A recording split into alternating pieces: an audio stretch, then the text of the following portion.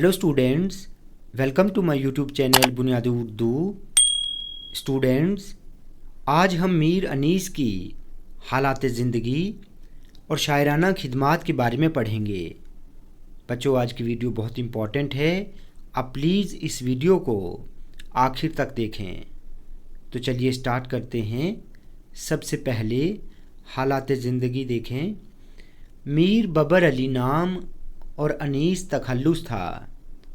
अनीस 1804 ईस्वी में फैज़ाबाद में पैदा हुए। उनके वालिद का नाम मीर खलीक था, जो मर्सिया के एक बड़े और नामवर शायर थे। अनीस के दादा मीर हसन और परदादा मीर ज़हाक थे। शायरों के घराने में पैदा होने की वजह से अनीस की तबीयत बचपन से ही मौजूद थी और 4-5 बरस की उम्र में ही खेल खेल में उनकी ज़बान से मौजू शेर निकल जाते थे। मौजू का मतलब होता है दुरुस्त यानी मुनासिब। उन्होंने इब्तदाई तालीम फैज़ाबाद में ही हासिल की। इब्तदाई यानी शुरुआती। इल्म व उलूम के साथ साथ आपने घुड़सवारी, फ़न सिपाह गरी और शमशीर ज़नी में भी कमाल हासिल किया। शमशीर ज़नी का मतलब है तलवार चलाना। सिपाह गरी का मतलब है सिपाही का काम। आखिरी उम्र में फैज़ाबाद से लखनऊ चले आए।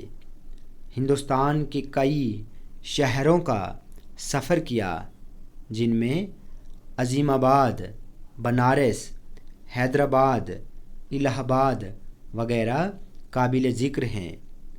जहाँ जहाँ आप तशरीफ़ लेके गए, लोगों ने खूब इज़्ज़त की। उम्र के आखिरी अयाम में आप कई महलिक बीमारियों का शिकार हो गए। महलिक का मतलब है ख़तरनाक। 10 दिसंबर 1874 ईस्वी को आप इस फ़ानी दुनिया से कूच कर गए। अब शायराना खिदमात देखें, जिसको हम मर्सिया निगारी भी कहते हैं। अनीस का शुमार दबिस्तान लखनऊ के अजीम तरीन शौरा में होता है। अनीस जितने बड़े मर्सिया गो शायर थे, उतने ही बड़े सिनफ़ रुबाई के उस्ताद माने जाते हैं। 19वीं सदी में मर्सिये को बाम उरूज तक पहुंचाने में अनीस का किरदार बहुत ज़्यादा है। बाम उरूज का मतलब है बुलंदियों तक पहुंचाने में अनीस का किरदार बहुत ज़्यादा है। मर्सिये में उन्होंने शायरी और फ़नकारी के ऐसे अनासिर शामिल किए जो उनसे पहले नज़र नहीं आते हैं। बच्चों, अनासिर उनसुर की जमा है यानी अज्जा। मुसद्दस की हैत जो मर्सिये के लिए मकबूल हो रही थी, उसे मीर अनीस और मिर्ज़ा दबीर ने पुख्तगी और मजबूती बख्शी है। बच्चों, मुसद्दस छः मिसरों के जो बंद होते हैं, उसे मुसद्दस कहते हैं। हैत का मतलब है शक्ल व सूरत। ठीक है। मीर अनीस को मर्सिया निगारी में ज़बान व बयान, मंज़र कशी, वाक़या निगारी, किरदार निगारी की महारत हासिल थी। लफ्ज़ों के इंतिखाब और इस्तेमाल में आज तक उनका कोई सानी पैदा न हो सका। सानी का मतलब दूसरा होता है।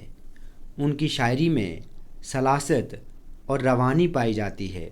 सलासत का मतलब होता है साफ़ सफाई। वो अपनी शायरी में बेहतरीन अल्फाज का इस्तेमाल करते थे।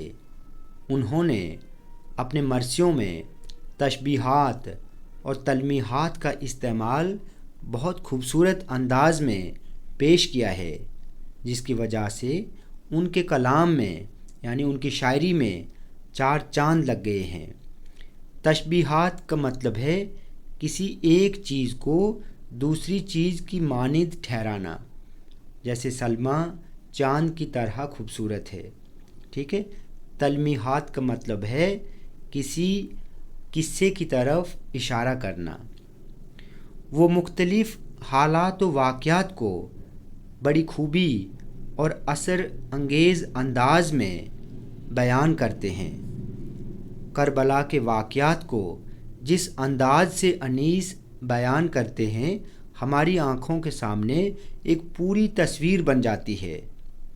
उनके मरसियों में मुख्तलिफ़ किस्म के अशख़ास व किरदार की सच्ची तस्वीरें नज़र आती है। अशख़ास शख्स की जमा है। फसाहत, सलासत, नाजुक ख़याली और सादगी उनके कलाम की खुसूसियात हैं। फसाहत खुश बयानी को कहते हैं, यानी खुश कलामी। सलासत साफ़ सफाई को कहते हैं। मीर अनीस के मरसिए 5 जिल्दों में शाये हो चुके हैं। उन्होंने मरसियों के अलावा सलाम और रुबायात भी कही हैं। तो बच्चों, आज हमने मीर अनीस की हालात ज़िंदगी और मरसिया निगारी के बारे में पढ़ा। बच्चों, वीडियो आपको अच्छी लगी हो तो आप प्लीज़ इस चैनल को सब्सक्राइब करें, लाइक करें और शेयर करें।